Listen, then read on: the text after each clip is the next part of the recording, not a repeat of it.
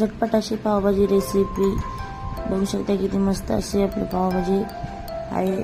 आता तर आपण घेऊया इथं बटाट्याच्या एक फोडी, शिमला फोडी, मटर, फ्लावर या आपल्याला कुकरमध्ये टाकून घ्यायचं आहे। त्याला चांगलं असं 2-3 पाण्याने धुवून घ्यायचं आहे। त्यानंतर आपल्याला 3-4 अशा सुट्ट्या घ्यायच्या आहे। ज्याने कोणी माझ्या चॅनलला लाईक सबस्क्राईब केलं नसेल त्याने म्हणजे चॅनलला पहिला लाईक जावा आणि लाईक आणि सबस्क्राईब करा। तर आपल्याला कढई घ्यायची आहे। कढईमध्ये आपल्याला बटर टाकून घ्यायचं आहे।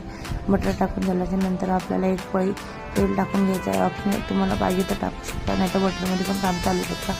आणि आपल्याला इथे 1 चमच जिरा टाकायचा आहे। त्यानंतर आपल्याला कांदा घालून घ्यायचा आहे। कांदा असा लालसर आपल्याला करून घ्यायचा आहे, वर खाली जरा करून घ्यायचा आहे।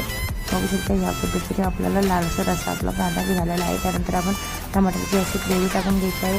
तिला पण आपलं चांगलं असं वर खाली करायचं आहे। त्यानंतर आपल्याला मसाला टाकायचा आहे। गरम मसाला आहे, पावभाजी मसाला आहे, हळद आहे आणि तिखट मसाला आहे थोडासा लालसरपणा येण्यासाठी। आणि त्यानंतर ते पण आपल्याला वरती करून घ्यायचं आहे।